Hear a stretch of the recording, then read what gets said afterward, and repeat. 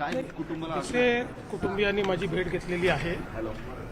मी त्यांना आश्वस्त केलेलं आहे की केवळ या प्रकरणापुरती आपण कारवाई करायची एवढंच मर्यादित नाही, तर पुढे अशी प्रकरणं होऊ नये म्हणून काय काळजी घेतली पाहिजे या दृष्टीनं आम्ही कारवाई करण्याचा प्रयत्न करतो आहोत। आज कमिटी देखील या ठिकाणी जी मी तयार केली होती ती आलेली आहे। ती कमिटी सर्व प्रकारच्या ज्या काही गोष्टी आहेत त्याच्यामध्ये लक्ष घालणार आहे आणि एकीकडे या प्रकरणी तर जे काही दोषी आहेत त्यांना शिक्षा झाली पाहिजे, पण भविष्यात असे प्रकरण होऊ नये म्हणून आपल्या एसओपीज तयार झाल्या पाहिजेत या दृष्टीनं आमचा प्रयत्न आहे। निश्चितपणे त्या दृष्टीनं आम्ही काम करू।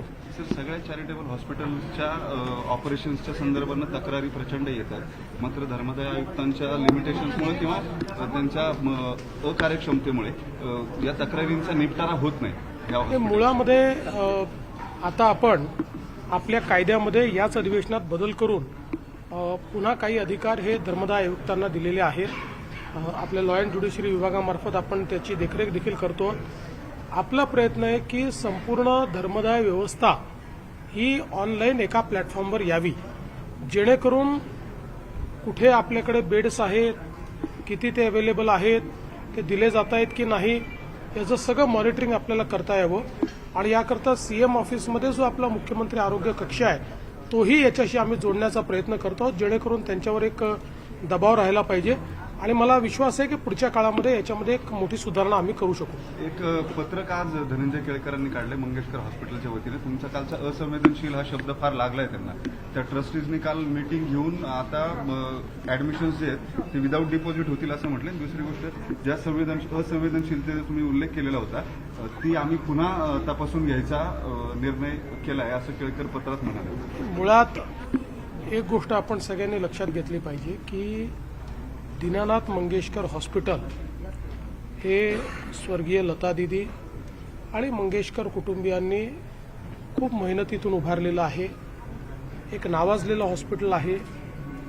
या हॉस्पिटलमध्ये अनेक प्रकारच्या शस्त्रक्रिया आणि अनेक प्रकारचे उपचार होतात, त्यामुळे सगळं काही या हॉस्पिटलचं चूक आहे असं म्हणण्याचं कारण नाही, पण कालचा प्रकार हा मात्र असंवेदनशीलच होता।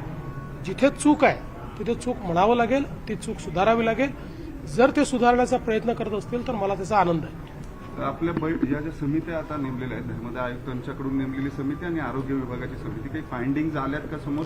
नाही, प्राथमिक फाइंडिंग्ज आहेत, पण जोपर्यंत आम्ही नेमलेल्या कमिटीचे फाइंडिंग्स येत नाहीत तोपर्यंत त्याच्यावर बोलणं हे अर्धवट। खरं तर आंदोलन खूप चालू आहेत। आता एक आंदोलन तिथं केलं जाते, खरं तर हॉस्पिटलच्या टेरीत जाऊन 2 आंदोलनकर्ते आणि त्या ठिकाणी गुन्हा दाखल करा अशी त्यांची प्रामुख्याने मागणी। मला असं वाटतं की असले प्रकार करणं काही योग्य नाही आहे। त्याची जर दखल घेतलेली आहे तर त्या संदर्भात जीही कायदेशीर कारवाई ती आम्ही पूर्ण करू, पण विनाकारण शोबाजी करणं वगैरे हे बंद झालं पाहिजे। काल भाजपच्या महिला आघाडीनं तोडफोड केली होती हॉस्पिटलची आणि ते त्या घैसासांचं नाहीच, म्हणजे त्यांच्या आईंचं आणि कोणाचंही असलं तरी अशा प्रकारे करणं चुकीचं आहे। महिला आघाडी कोणाची असो, ती भाजपची असली तरी हे चूक आहे।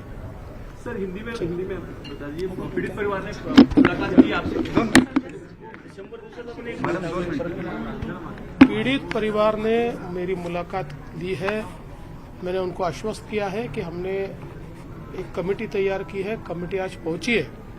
इसमें जो दोषी है उनके ऊपर कड़ी से कड़ी कार्रवाई तो हम करेंगे ही, लेकिन उसके साथ साथ आगे ऐसा न हो इसके लिए क्या करना चाहिए उसके एसओपीज तैयार करने का काम भी राज्य सरकार करेंगी और धर्मदाय आयुक्त को उस प्रकार से हम लोग निवेदन करेंगे। प्रोटेस्ट हो रहे हैं और क्राइम रजिस्टर करने की बात की जा रही है, देखिए उसको क्या हर चीज करेंगे, जो भी मुनासिब इसमें होता है, जो जो चीजें करने की आवश्यकता है वो हर चीज की जाएगी। लेकिन क्राइम भी अगर रजिस्टर करना है तो जब तक ये जो अहवाल है ये जब तक आता नहीं है तब तक आप कौन सा सेक्शन यूज करेंगे, किसके ऊपर करेंगे, ये सारी चीजें बहुत महत्वपूर्ण होती है, इसलिए इसके बाद ही किया जाएगा। पर मुझे ऐसा लगता है कि अब ठीक है, कल तक हम समझ सकते थे कि एक लोगों में गुस्सा था, आंदोलन चल रहे थे, अब कुछ लोग शोबाजी कर रहे हैं, वो भी उन्होंने नहीं करना चाहिए।